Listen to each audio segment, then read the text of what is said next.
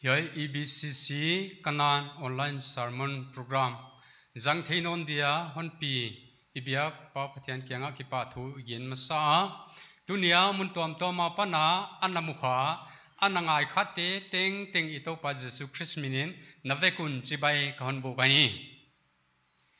I program te pathian kyanga latna thum nai nei di van pathian thilbang kimi thei nahoi nan chinna te na hon tang saka nami te na hon tai san kia nabyang na in te hong kei ma leong natang thupa gen ding nabyang na na phanna la te sadinga topa hunoi ni hoi te na hon pia ka hovelu na hon sakmanin na tung ki pa thu kon gen hi EBCC kana na kipana online sermon hun kana zat segu topa tuni September ni som le ni nia athaka mu theino na hon pi manin na tung ki pa thu kon gen hi tunia ya kahi thilhi na dingwa lasatu ding topa nang man din pi om pi a thugen tu ding nang man din pi om pi a kagen kasak teu topa angai khetu te azatu te adinga khalam anlim chitakhia khalama honwak tu khalama gilwa laiwa na hon petu hiding in topa nawalzo nangen in nakyang kaung thum hi ahoi pathian nang ma main kawan zateu honi boy thei kame zateu bang ka sound tele thil tuam te ko akizang ding meeting tengle ka programu honi boy tuom lowa lamjang takle kipak taka nangma pina to kazathe na dingun kahun ka vai teule kizang kha ding vante az kizang kha ding meeting teng na khun mon hoi thili thia hongkilan khiain to pa Jesu Christ nakyang ka hong thumi amen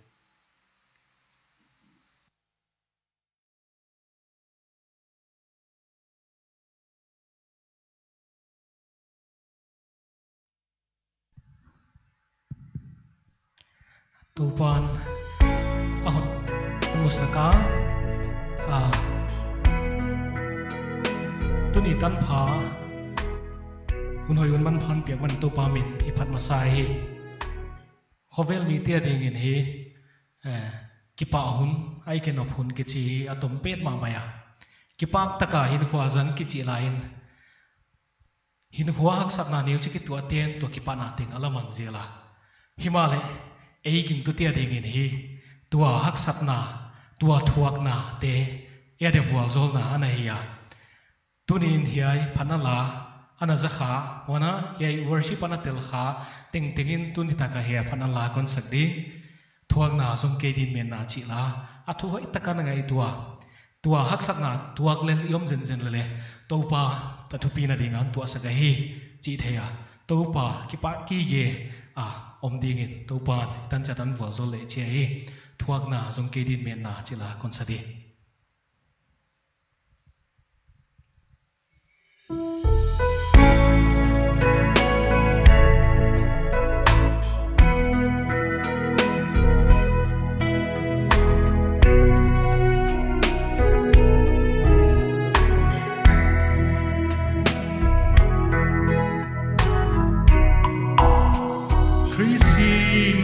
suang pile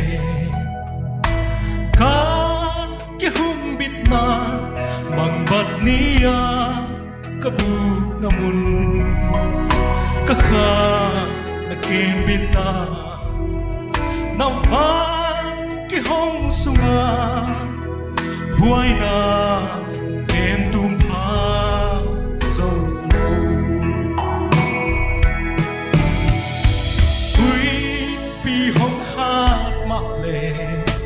la wai bang teng hong tung zong in kei din na man pha na khang sat tu hi thuak na zong kei din met na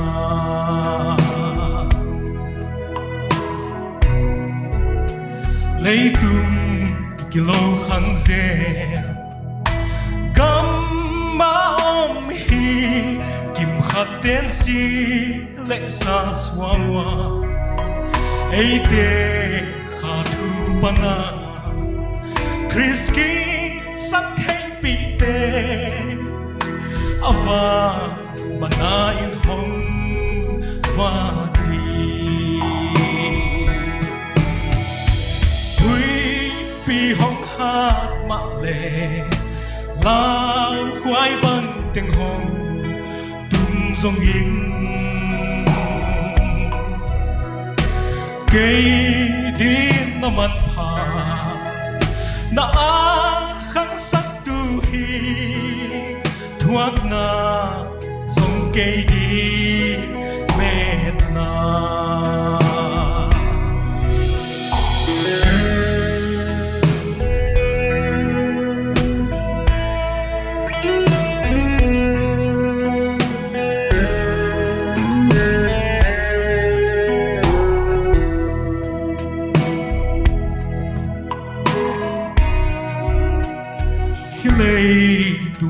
sana ba kian chia din ta lei nun na in hon ta hi lei in pai sana van pum pi sil hun ding tua hi ken kalun kul pe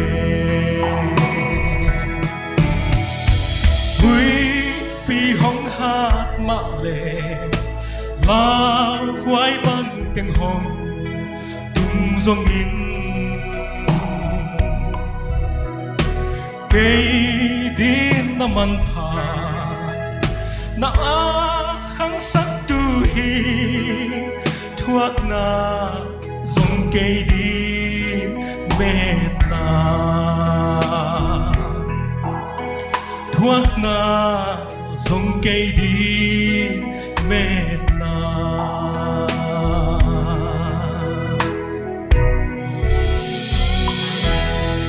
Tô Ban quý đại thằng hết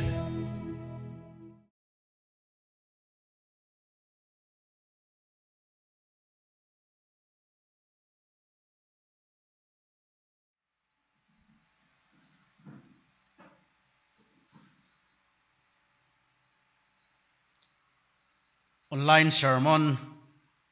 sunzom theinon dingina pathianina hunoi hunpha hon bo saklaya kipa hoisa a wana hebang platform hoi tak mai hona bol sak BYF EBCC kanan bana tullo TV te tungale kipa thu ka gena hoi taka honna nga hiak sagi ge te tungale kipa thu athak thakina ka hon ge na hi tu zana i topic dingina zeet na chi kahon tela zeet na tuma ma la inanga hiak akipanina thuak na zong keidin met na ahi thuak na te haksan na te pathian zeet na te hi eya dinga met na ahi dan hi tu zanina en khom leng kachia Jacob bungkhat tang ni akipanina tang thum tan kahon simdi Jacob bungkhat tang ni akipan tang thum simdi kaunau teo nagin nau zet na in ku kalna asiam chi thein hem na trials ahia chiteng na to chiangun kipa na ngin simun nagin na zet na un ku kalna asiam chi thein yaitani simdinga abana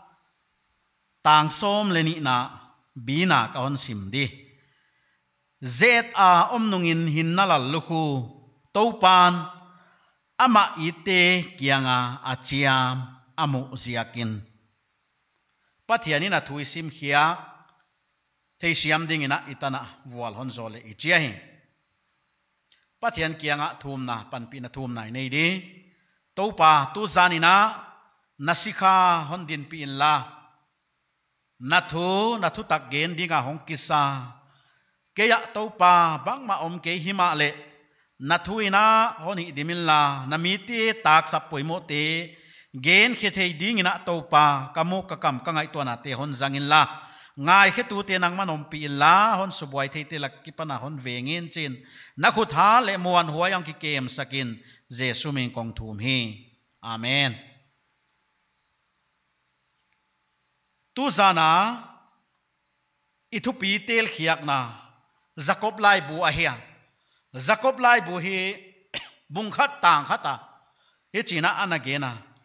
Jacob pathian le topa Jesus Christ sikha in nam som lani dalte chibai aboki achia ye hi kuate kianga he Jacobina anagel ahia ye achiang ma nam som lani dalte kianga anagena bangjia ka dal za ko hia Juda Christian te soina zia ka muntuam tua makithe dalte kianga yai soina zet na pathian zet na ahi wana soina tungto na pathian thupina ahong kilang khia tu atai zak namuna om namun munwa hi pathian thu agenu ai wai zia kina amauti kianga alai kha ka hia Jacob to kisahi saulo kahon genuta Jacob ahile Jesus Christ sangam ahia itopa Jesus Christ ha siang thawina Mary apai saka ochina topang pianga himale sadana Joseph le Mary akipanina Jesus Christ sangam ahong piang ti ahile Jacob bang ahia yehi Jacobina alai khak topa Jesus Christ Adam laina asangam pa chini mo asangam pa topa Jesus Christ Adam laina aging tanuam kaya asangam te naging takewa himale Jesus Christ tho nonni asi nungina asangam ten aging tapanu hi chi ilai siang thowa imuthia hi Johan bungsagi tang somlenga bang simle Jacobina Jesu Adam laina aging takehi atho non nina aging tapana hi chi hi imua Jesu atho non nina Jacob kianga ahong kilaka chi hi Korin lai kha khatna bungsom lenga tang sagia imuthei ahi wana Pentecost nina kha siang tho nga kina Jerusalema intung pindan tunga hi ana omte laka hi Jacob le tela hi chi hi mu theina aom ahi ahong pian thak nungina Jacob ahi na akithei chiang ma maya dena ka honsim Jacob bung khat tang khata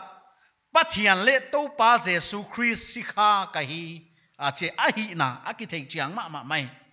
ama hi saptuam heutu lian ahia Jerusalem saptuam khuam poimo ma mai ahia Jerusalem Council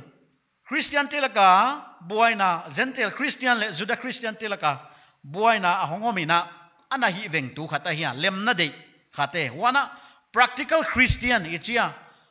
a omdan a lifestyle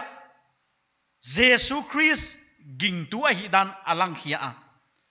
wajakin hi alai khak isim chiangina alai khak sunga hi kingdom lifestyle ichia pathian lalgama omte hinding dan pau khiak ding dan hosak ding dan hohei ding dan tampi mu thenoma practical ma mai ahi Jacob lai khak isim chiangina Jesus Christ na mual tunga athugen na mathai bunga ki pan bung sagi sunga athugen te bang ai kele paunak te to akibang ma mai ahi wana Jacob hi Jesus Christ nung zui na a nai taka to pa Jesus Christ nung zui ahia thum na a mi mai lo mi hang sana hia esubia sina hi china na gena Joseph khu Jacob khu hi sangong sao huk to ki bangai thuma a huk din na hi sangong sao huk to ki bangai chebe a huk ka sa gom mo pathian ma ya kuna huk dina thum na to hun tampi zang a hi chi a chiang ma maya leitunga ahin khuwa atop tan agin na alen ki paiswaka laigel mi tele farisai hu ham takte na edi som guk leni velina athat wa hi chi hi ithei ahi Jacobina alai khang na ging tu te hing ding dan anagena tang thu mai ahi ke ya zui nge dinga kisin sak na tampi mo theina a omai tu zana ithu pi ding zet na chi ahia zet na ichi chiang ina sapawa tes banga kicha wana yemuna zet na tuam various trials ichia zet na tuam ging tu te hin khua atung te yen to dinga tampi chu igen som kia pathianon zet na bangza hiam gen som hi yai zet na ko yakipan hiam ichi cha pathian akipan hi pathianina ging tu te ata te hon zet zela hi chi hi achiang ma mai himale tampi te na zet na le khem na kibang dani na koi wa pathiana kipan hiding ina angai to wa khem na kichi hi pathiana kipan ai khol kia ana hi kia setana kipan mel ma pa kipan ahia zet na le khem na kibang kia tang som le thum bung khata Jacob bung khat tang som le thuma kwa ma in khem na atwa lain pathian khem ka hi chi ke hen achi wa je khem na pen hi pathian kipan hi lo himale zet na pen pathian kipan a hi chi hi athakina theiling de hoi ka sa ai atang pi na zet na le khem na ki ba lo na tu zet na pen hi apola ma kipana hong kipan deute dam lo na bang ai ke le thuang na hak sat na ai ke le tak sap na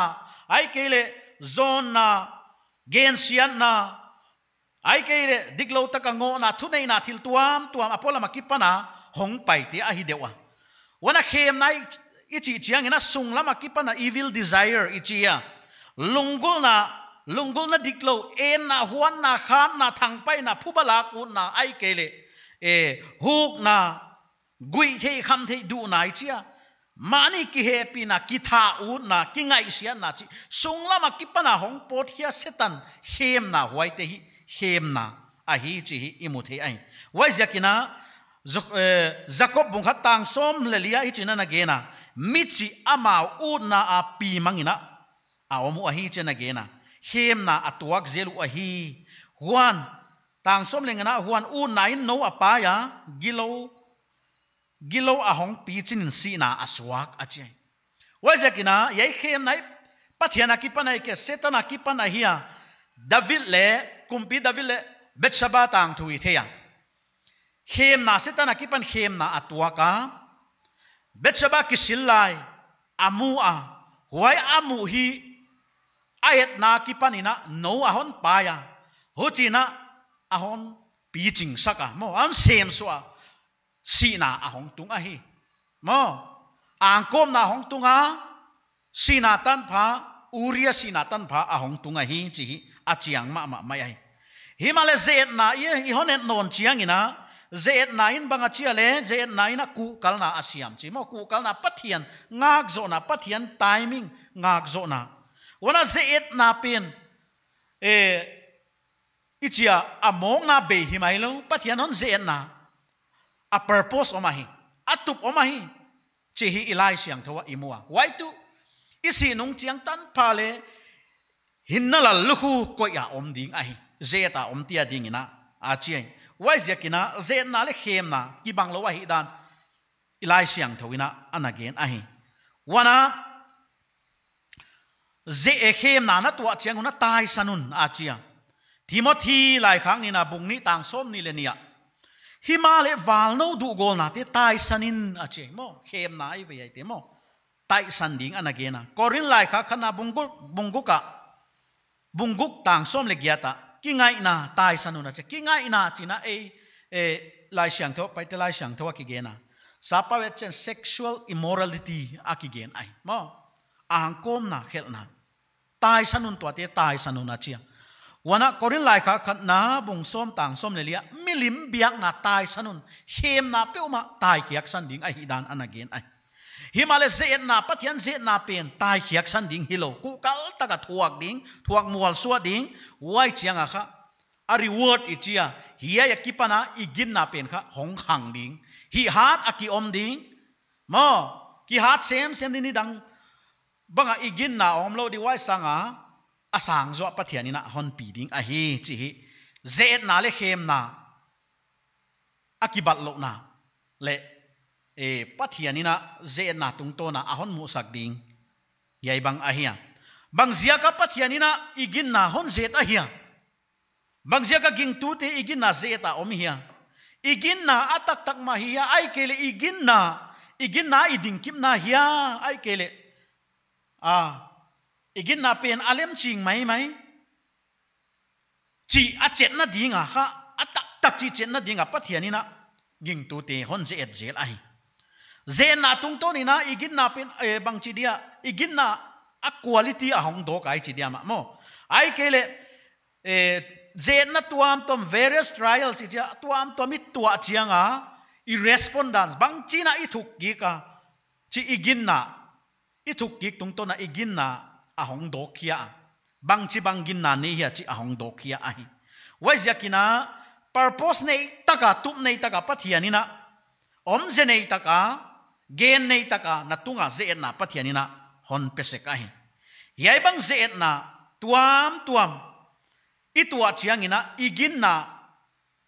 adingina damdoi hoi taki chi diama igin na hong khanga wana eibang le i hong sianga i hat sem a pathian lama pathian hon de na bangina i hong hing thi ai wana apoimo pen ai le bang zia ka ze ta omi chi cheng jesu christ bat na i khan sem the na dingina pathianina honna ze et se kai wazaka nang le ke ging tu te hin khu a pathianina a hon ze et ichi pen hi pathiana hon i jia ka hia wazaki pa na ngenin simun tang ni na anagain ai school bang ale bang zia ka teacher te na naw pang te ze et tes pe zelu hiam ichi chiangina a go tu jia ku hiam a fail sa ku jia ku hiam ai kele amu pe lo zia kwa te siam ze na hiam apia ku hilo himale ade sak zia ku ai zia ku hong siamu he lan hia ya kipana aban hon swan thei leu china wai bana tua om naw asin layu athei tak naw hiam chiet na kha teacher te na student te tes apese ku ai mailam swan thei ding din mun nam na hia ai kele yai huna tes ane huna bang ma kiging lowa student te ngom chiangina zoomna ai kele ates bang ahong fail chiangina oh christian hilele tes pathian hon ze et na I fail chiang kha mual pho na zoomna tampi ki tuak se kai kiding tang ngam lo mo ging tu hi nunga va pung nem nop zel ze et na pal swa zo lo tes na student na tes na fail chiangina azum ma mai wazia ka tunia ging tu te hi zetina na omlel lela ke bang le zetin ka omlel lela wai zeta omlai na ikiging gi ge ngai ahi et sang na ding ina tang thu khatoma tampi te le na thei dinga mi khat khwal zinina lena atuanga lena sunga hi air hostess nu na compliment china zulim chima ma avapia donin la hoi takini moin ya zulim ma hi china avat tul ni lawa vapia amana na sangut kia ka don the ke christian kai christian tele zu donin ke christian kai hi ka don the ke yai zu pilot te vapio a hoyale a chia waya air hostess no again to pilot te on duty hi len na he ko hi zu don the lo hi why banga to again bang ba kele christian on duty kai duty 24/7 duty kahi mo zudon the hilo kahi achi bangina duty ki higi ge on duty ki higi ge hi chi thaileng de hoi ka sa hi bang chi bang zet na tu ni na pathian hon jang se khia mi chi chang damlo na banga ze na pathian ni na ajang se ka damlo na tung to na ze na ko bang le kana tuang mun ma mawa kamang hil ngei lo october kha sang ni som le giatina gohatia hi workers fellowship kaneiwa waimun na hi hunwam tak jangzo sep namuna pai kanau kimboy hi asung kho damloina ana oma gimina ana oma wai azing chiang ki khop ni ding pathian ni hi wai ni bangale thu gen di ki hilai sumla tom sikine beidong takakiom ina ki kem lela ma keu go dehydrate go pita mo keu go pita atopina doctor ke kavana iwa dam don kavana ichang wa doctor pa hong tung hak leo chen tu zekai dia hi china kin ina a hai the thion khai wa hon enwa wai deposit bang le a sing lama hong hi pa wai di bang le puak hiak na di kinei lo lung kham ta ka kiom lai na koi lam mi ma pathian ina ami te tung to ni na ve na thum sak na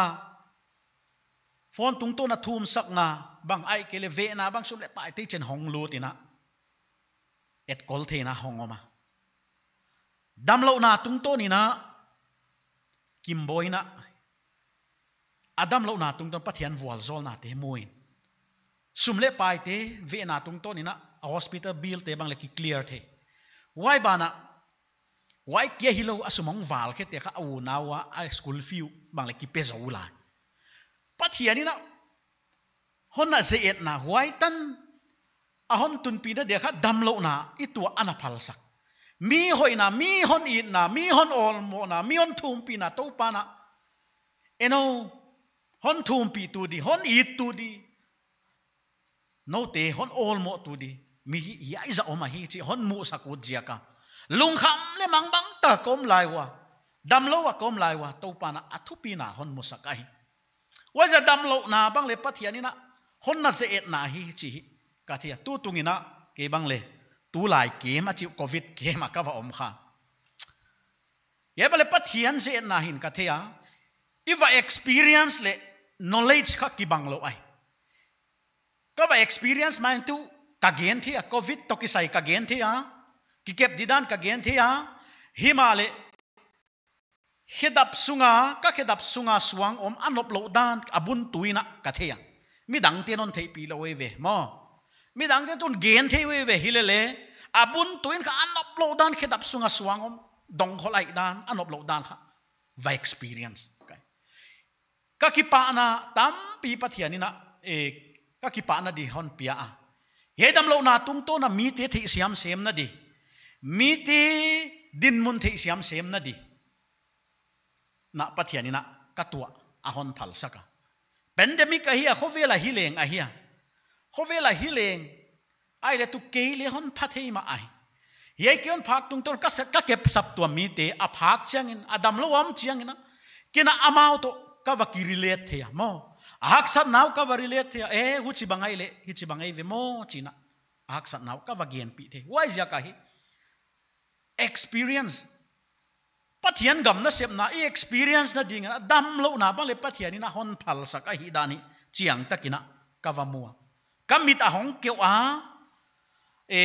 thil tam pi ka va mu be a hi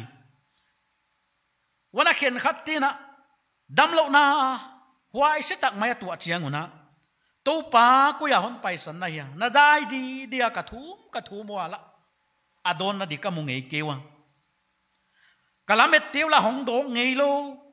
in kwa na ki pa na kinep na ting la bang ma lo suwa ka saving teng ula be di ta cha pathian o zalowa om tampi ki ngai sia tampi om himale sapte khatini china na gena God's silence is not God absent anachia pathian ni cha hong dai di de pen pathian absent pathian om lo china hi lo wa hi mo now pangkhat a test na piak laina teacher khatin now pang test a piak laina a exam laina a teacher pa va pau lo we mo va gen gel lo we mo u chin hin lan u chin gel lan va chilo dai taka kha agya na tut pi ai wai bang a pathian ni non se et laina pathian ni non tai mang san tha lo ai na kianga dai taka tu na thil hi hone na he pathian ni non kem hon i tai manina hiai na tua ding hon phal sakai polina soltak polina korin lai khak ni na bunga tang som le guka polam mi hin na zong khal hiai male sung lam mi hin na bol thakin ni tengina bol thakina om chi mo dam lo na zia ka taksa gim de winom male khalama sung lama bol thaka om sem a hi dan anagin ai wai zia ka na dam lo hun pen khalama na kipa na hun pen ichia a hong hi gi ge ai kele a hong hi the hi mingin khwale hi thoi ikipa chianga ai kele idam thei luat chiang ba le khalama kipa na dibang ana kinei khol loin dam lo hiam bang hiam thuak ikisak chiang bang pathian ina bang hiam ahon sukhak chiang ina a oi zak chiang ina ahon ve chiang ina kipa na dam lo hi le kipa na tam pi na akidim thei se kai wai za dam lo na tung to na ze na pathian phal saka wai tung to na imit te hong kewina mi te thei siamina mi te han thon thei ding ina to pan ahon phal sakai wana lo sam na tung ton bangina pathian ina hon ze eta ithuak ding ana palai lo sam na zia ka he go thang pai go un non lo chi pen hi igin na a hat lo hi chi alat sak na a hi lo sam na pom thei mong lo lungim pi chau pi gop keu gop chi bangale om thei hi ma le mi lo chingi chi te mi thu pi chi te hi a hin khwa lo sam na ana omai lo chin na dinga kalbi poimo ma hi lo sam na ana hi ai na lo sap chen ka top di chi le chin lo ching ngei lo di nai mo wai zia ka hi lo sam na exam na tung to na lo sam na hia kam na zon na tung to na lo sam to lai na hi hia ai kele business sumbol na a sum sin na a lo bol na a ministry pathian gam na sep na a khamang thang khale man nai lo ai kele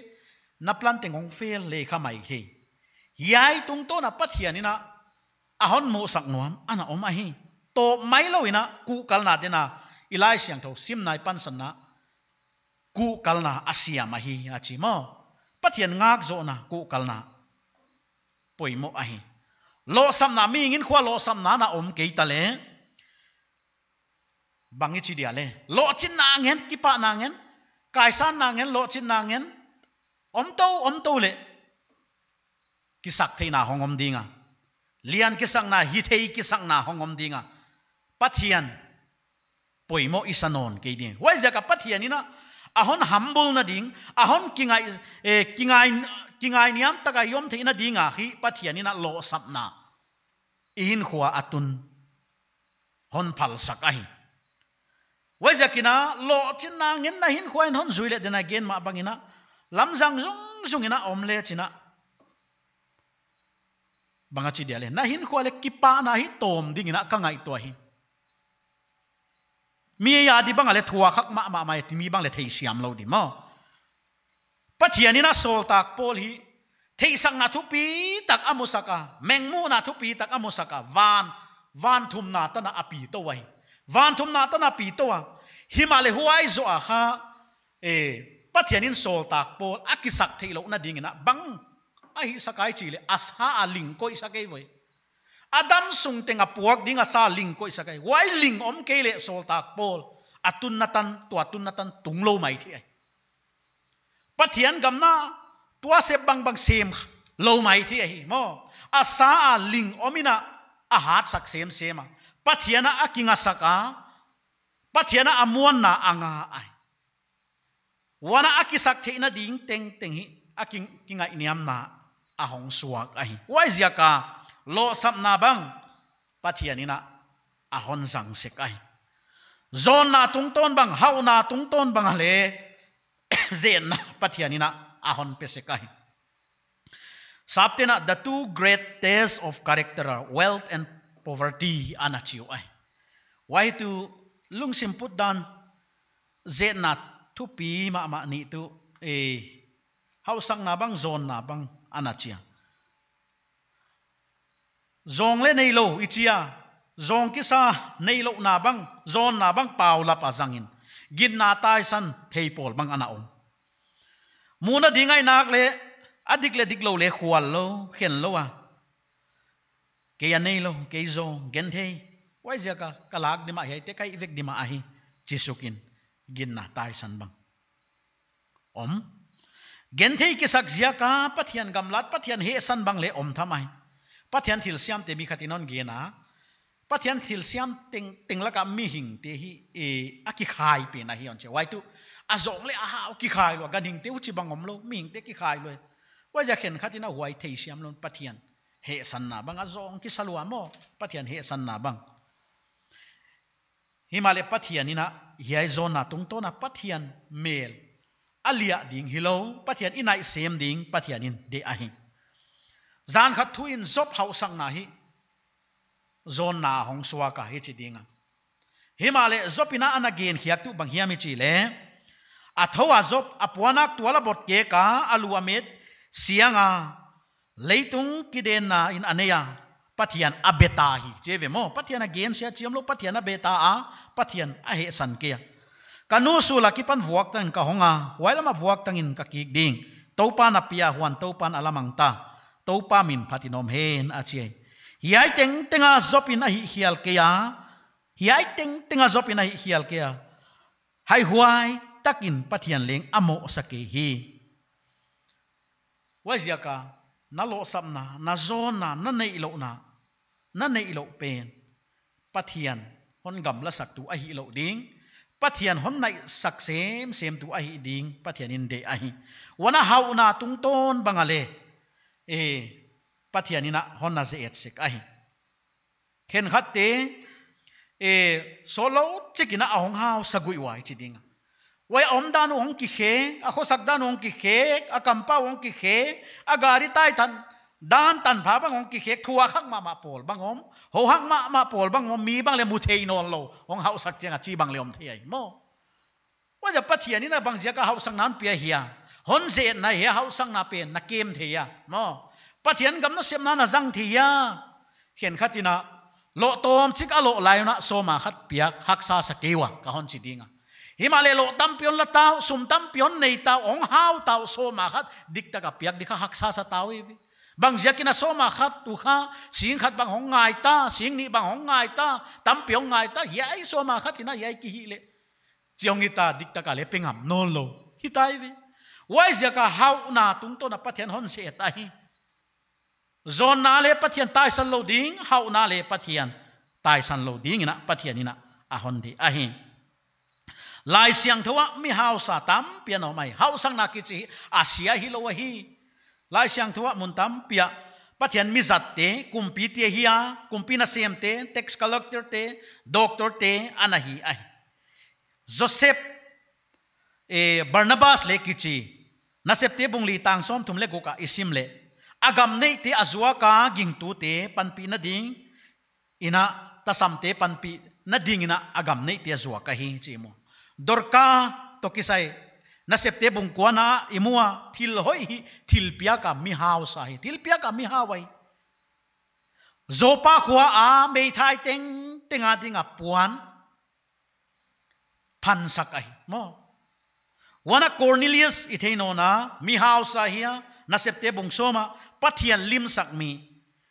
thil piak tampi pi pe mi a hi wana Lydia Philip kuwa a puan sandup zuwa missionary te Paul te Silas te anazin tun tu ahia Jason ahia Thessalonica a missionary te anazin tun tu ahia Philemon mi house ahia aswak Onesimus anei alam te pokhiana atai manga angai dam ai waizaka ilai siang tho mi house tampi te pathian na sem ai pathianin tua sumle pai hon piak te hausak na hon piak te amagam na sep na dinga pathianina hon zat sakut a hi hon ze ta hi chi phokleng de huai ka sai zopina mit to tia ding in mit te ka hiya hebai tia ding in he te ka hiya tasam tia ding in pa ka hi a che mo thu pi ma mai zob bung som ni le kwa tang som lenga imuthiai wana adang ka hon gen no na huai tu thu nei na power ichia power tung to na pathian hon ze et bangle hilel lel thi na hi tu lel mo power to na khuta power om bang chi bangin na hen dila mo Abraham Lincoln in chi na chia if you want to test man's character give him power cheve mo mi hing lung sim put dan na thei nop le thu nei na thili thei na thu nei na piain cheve thu nei na hon toi chang a tu a character hong ki khe a lung sim put dan hong ki khe mo wai zia ka hi bang chi bangina thu nei na hendila pathian hon piak ging tu khan na hi na thu nei na le thili theina na khuta om pen bang chi bangina na zanga ging lo mi tia dinga etonin na om hia ai kele a hi lo lam power abuse a hoi lo lama zang tu chia ging lo mi te na hon eton in na om mai ma hia amy officer bang ja hiam ka thi oma dikta taka siang tho taka thu nei na zang khial lo pathiana pana hi chi theina pathianina thu nei na apia ke cha power apiak pe ni midang tia dinga vual zona zang khe thei tampi aom ahi ilaka azang khe thei lo le tampi iom ahi daga me thai te adinga vai hom sak thei mo daga me thai te miti lama ban zak thei a hoi lama ban zak thei tampi ilaka om ahi pau nak te bung som thum lekhat tang gya le tang kwa pau thei lo adingin nakam kain mo pau thei lo ading nakam kain sugo pa om mi hu chi bang ting ting thua nakam kain la dik takin vai homin gen thei te le ta samte kyanga vai hom sakin a che gen thei tia dinga vai hom sak ding a pau zo lo tia dinga pau sak ding mo ina pathian ina na thu nei na jang ding ina ahon di ai huchi hilowa khen khat pau nak te bung som ni le gya tang som lenga na gen banga hi mei thai te tunga vai hom tu gilo zo hum pi nel kai hum ham le vom pi hang to ke bangai chi la huai nel huai hello again the ai kele bang ma hilo te bang sima simon ne sia bol sia thu nei na jang hial a om ding ina pathian hon de hello ai wai zakina pathian ina thu nei na power na khuta hon piak bang chin na janga pathian zeet na omai pathian zeet na ahi kumpi ahap ithea thunei na jang khiala a power abuse a grape huan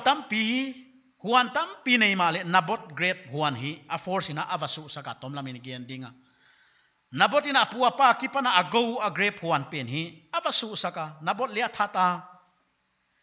kumpi ahapina nabot nei sun alak sak bangina tunina nat thunei na pen kwa hiam khat nei sun hiam kwa hiam khat tan ding lak sak na jang suksian na azang nexian na zat le hi pathian tunga vai hon hom hum ding a hi zet na in kwa na kipana thuak le bang za hiam kiom se kai pathian na sem khen khat te bang in kwan tia kipana ze na thuak nang ma pol bang omai midang tina han thon thei lai wa in sung mi tia kipana han thon na omlo wai nak sanga ki gen sian na ai kele ki mo sang na ki ngai sak lo na in kwan tia kipan bang ana thuak ma pol bang le ana om zelu ai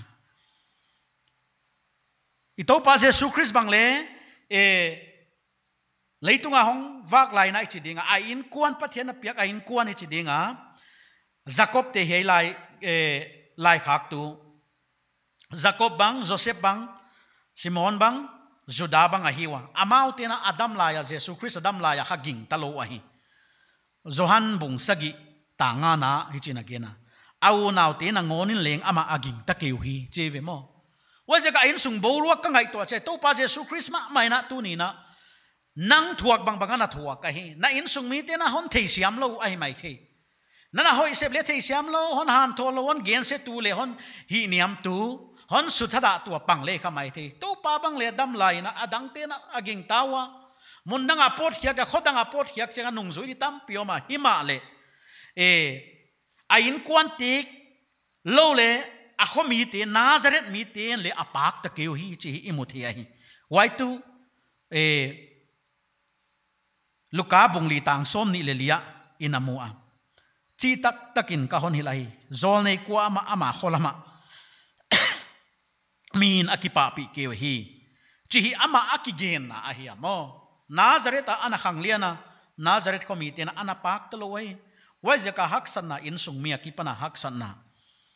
ana tua ka hi nang tua tunin to pa na the hi tua bang zeet na pal kai zo ding na to pa na hon di hi tu nung cheng tu na thei siam ke ma leo na in kwan ten tu nung cheng ina hon thei siam dingwa tu nung cheng ina tua thil bol teu athil hi teu a hon thei siam dingu a hi thudik na ge na kwa mana ngai pe kewa in sunga na wala pol pi sunga na wala naval ziakina na thudik gen pe na thutak na pen top san tuan ken na nung zui pa Jesu he khap zui na hi ham phat nai na ngai zoin to pa na hon zet a hi diglo taka hek siata om tua bang zet na pathianina hon phal sakai in kwan sunga genon talehang in sung te yet chianguna khen khat te him jing ma mai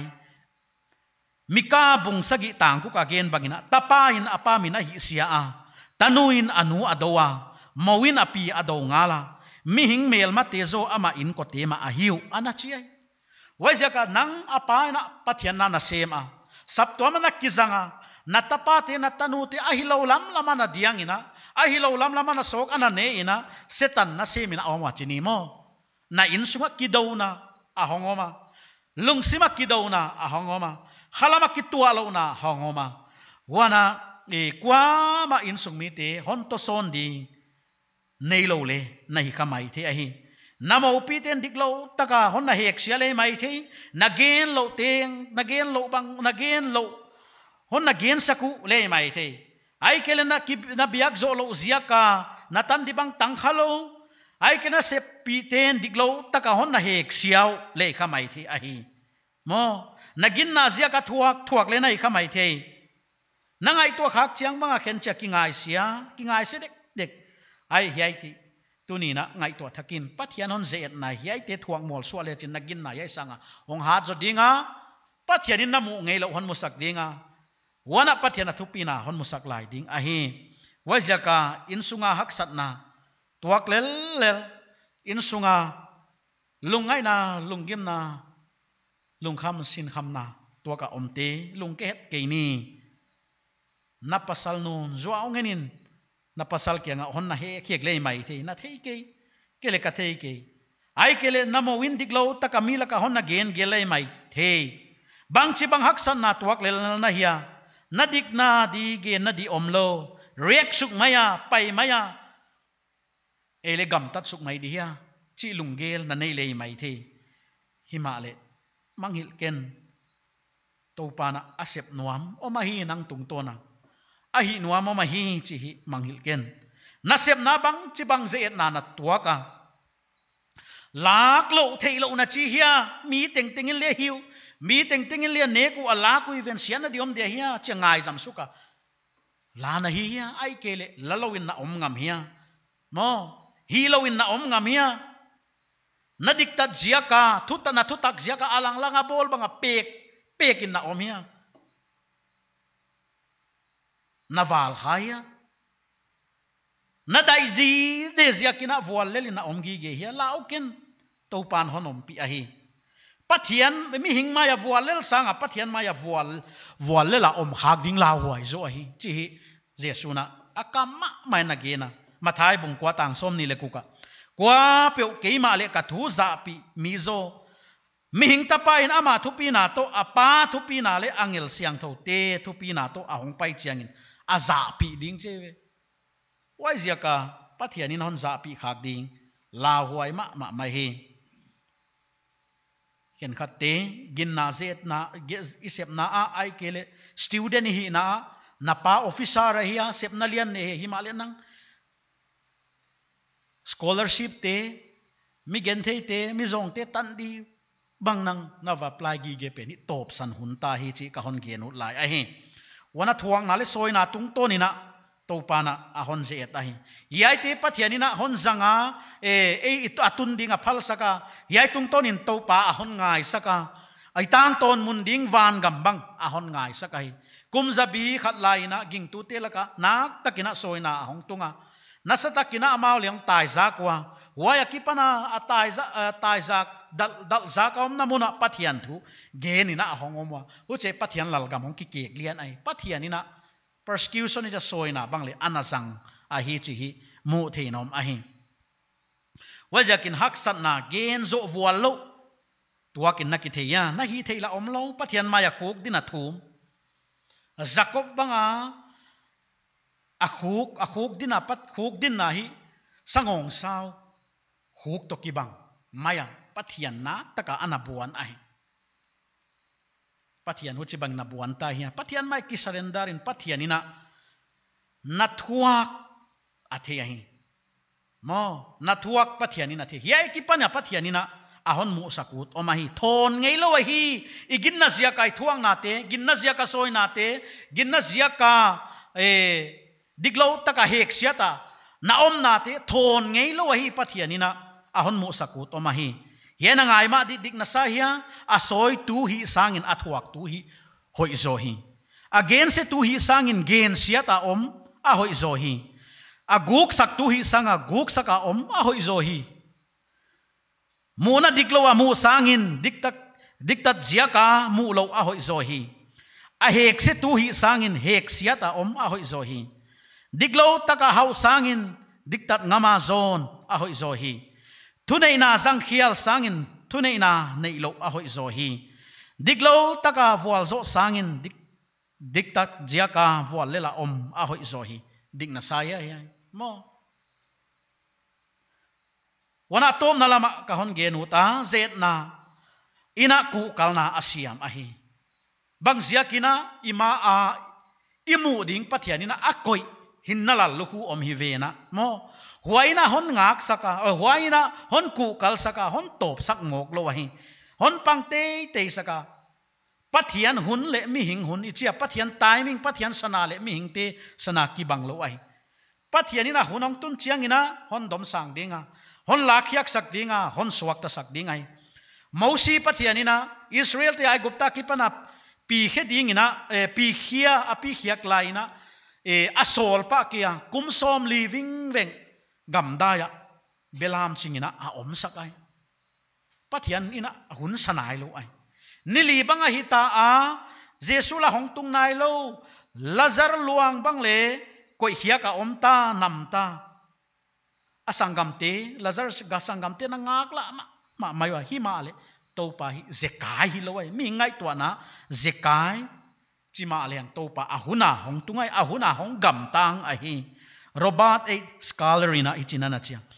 God delays are not God denials anachia ming te ni ngai to na tu pathian hong zekai isaka ya pathian zekai bangina ngai to tale hang le pathian zekai pathian hon nial ai kele pathian hon ngai saklo chi na hilo a hi mo ngak zo nai khalama dinga pichin na ahi angak zo ten amu ding tam angak zo lo ten ka chi dinga amu ding tam pi mu khalo wa anei ding tam pi tan khase ku ahi waite mu ding ina to pan waite nei ding ina to pan ahon de wai ding ina ngak zo in wana ki pa na ngenin simun achi mo zet na na to achiangin ki pa na ngenin simun achiai ki pa na ngenai sim ding ai bang ziakina pathianina honse ethivena ma yaise na tung to na pathianina asang zo hon pi o thiven ki pa naina isim ke dia hia wana zet na thuak mual so am tia dinga to pan hin nala lukhu hon koi saklai ai waja ki pa na ngenun simon achiai gente na khat ka hon gen dinga mi khathi praise the lord chi hi athang sak ma maya asiai phatele praise the Lord to pamin phatinom hen achigi gia amahi kumpi pa sikha ahia kumpi pa le angai ma awam na at kizui pia aton pia nikhat kumpi pa na thau aha laina akisuliam kha a thawina akhut pi akap tan kha kumpi pa na sama ma huai lai takahi ageya om asikhapana praise the Lord anachia kum pipa helo ma bang jake ka kisukha la nang praise the Lord china hiam china ase paitia man saka zela ahum ai ho china aninon lama hi kum pipa hi e gam wak ding ina hong kisa se paite to gama wawang nawa wagam mang khaina gam laka buaima maina awama ho china gam laka social net tina anaman khawa sasial ne tina pathian kianga ki thoina ding ina ana henwa meya hai di hai lum dia ki saklai no ahon check chiangun ahon et chianguna atak sa abukim lo na om hiam cha hon check chiangun akhut pi ana om ke ya akhut pi om lo ye hiai ki thoina zat thelo di pathian non pom lo de china aswak ta sakwai a hawai kum pi pa hakipak lotela hiai kasi khapana praise the Lord achi pen kha dikahi ka ki khak lai tun ka thei siam china akika asikhapa kha zela tang lai mani zela vapaya praise the Lord na chika ka thei siam ta gammanga social ne tina hon manwa ki thoina dingina ahon henwa ahon tha dik layuna ka khut piom lo amu ziakuna ahon khaw chi again takina zela tang asikhapa na praise the Lord achi bang zia ka ke bang zela hon khumlo hi le chin na kianga om dinga nangon kha dingwa keyon that dingwa hi ke ka khut pioma ichianga achi praise the Lord achia ho china e pathian aphat ai pathian phat na ding om ve ve hi nadam lo na pathian phat na ding ngai to le chin om ding a hi na lo sam na le pathian phat na ding om ding a hi praise the Lord na chi theina ding tua na thuak na le om ding a hi lim takina hon ngai tua thakin bang ziaka kipa na sim ding hiya mi chi le hin na la lu khu mi ven wana thu pi taka pa to ya om ding i hi chi pitel lai kha khana bung khat tang ku kana ge na tuin zet na chi teng ziakin hun so lo lung kham ta di ma leo chin waya nak pi takina kipa ku hi nagin nau zet na dang ka eng meya zet nung na ngona mang thang zel sanga man phazo jesu christ kilak chiangin phat na le pa toina le thupi na ding a hong hi theina dingin mo phat na le pa toina le thupi na ding a hong hi theina dingin cheve wai zia ka kipa di mo zet na kha kipa itua pen hi kipa na ilak ding a hi dang ka eng ya again hi dang ka eng hi asiang lo et na dingina mei azangwa mei tunga ahon haiwa gol dang ka eng hi waya ahon hai chiang una ahong tuya waya ahong tui chiang ina a ek te anin te hi atunga ahong kilam towa waya tunga ni na ahong kilam te hi alakhiawa ho china alakhiak chiang una ahong siang sit seta wai siang sit seta hi chi a bol tu pa dang keng bol tu pa a hal tu pa na siang a hi chi a theina tu wai gol ahon et chiang in ama lim ahon mu ai wai chang yai gol a siang tai a chi bangina yai zet na pen to pana yai zet na tung to na nanga gil lo na omte nanga ani nomte nanga a hoi lo omte hon nul siang sakota wai te hon la khiak sakota wai tung to na zet na tung to na to pa mel zet na bol tu zet na hon petupan amel nanga hon mu chiang ina wai asiang ong itai mo wai dinga to pana hon di a hi chi hi phok leng de huai kasa ai wai zakin zet na hi athon hi lo a hi zet na ipas na ding ina hinnal lukhu pas ti ading ina ichi dinga mo hinnal lukhu ko isakina au ma hi hinnal lukhu van gam kai theina ding tal le laging tu kitam ma mai hen khatina alu christian a chiwa alu hi me teng to kitua ke ve sa me to le kitua ante lo hing to le kitua ama vo ka le nek the wai bang thil teng to hoan khom the min zuwa don le va don the min gol gung na lak le la the sumu na dingai na le certificate bang le va zuak the mi dang bang le jang sak the ama pathian na se ma om thain ma lai chi bang ale op hak the mo suma kam le tho poisang na himim nei lo tam pi gen ding alu christian te to ki sai gen ding tam pi mai himale wai tia dinga hinna la lu khu om lo wa hi wai zia ka hinna la lu khu tu tua bang te pa sa tua bang te langam la lo ngama ichi dia mai hi lo ngama don lo ngama om te a dingina pathianina hon koi sak a hi udan da naging tu hi nunga va om tu kiten namuna kiten na puan sillo to kibanga hi chin jesu na gen te na khat ana kena mathai bung som ni le ni tang som le khata himale kumpi pa michial te en heading ina ahong lu le kiten na puan sillo bi khat waya amu ai huchina kenga lombang chidana kiten na puan sillo a he ahong lu na hiya achia ama adai di de hi again dia thei ke mo zum hi maya dang tin kiten na puan sil ama acho kiten na puan sil lo wa om ot mama di mo nuam lo mama di ai kumpi pa na sikhate kenga akhut le akhete gak sakunlan polam miala pai heun waya ka le ha goina om ding achi ai wazia ka jesu christ sana sopa om i zo nunga vakhial te to pa jesu christ na on tha khit sa te wai te asisa te va phol khete te ayom chiangin kiza la dinga hi ging tu te hinna la lu khu mu te tu yai le tunga hin la ya le ga swa dingina to pa na hon de ai wazia kaina aga lo tu thei ga lo tu thei kung ga thei lo tu a purpose sukhalawai manina azat na bi ai wai bangina ging tu te iga hiak ding a hi Polina hi china na gena ginna kalian ki paiswa ka puk theina ding nung tol theina ding thuak lo theina ding compromise theina ding hun lem tam pi kamua hi ma le huai teng teng a to pa nung ka zui te ya ka thuak te ya ke a ding in zo diktat na la luhu ko ina omta a che mo wai zia kina tu ni na la luhu ging tu tia ding ina ko isa kina awama to la luhu te diktat na la luhu banga hiya hinna la luhu banga hiya kipa na la luhu bang hiya la luhu tul thei lo banga ya thoppi na la luhu ahi to atemu halowa amin pua ging tu van gam kai thei na ditan le la ging tu hi ong zum hoi lo ma ding a hi atop na ding ina ming hin khwa ka ngai to chiang ina movie to katia movie ena movie et nuam te bang chi bang movie hi le movie et nuam te tu itia asung banga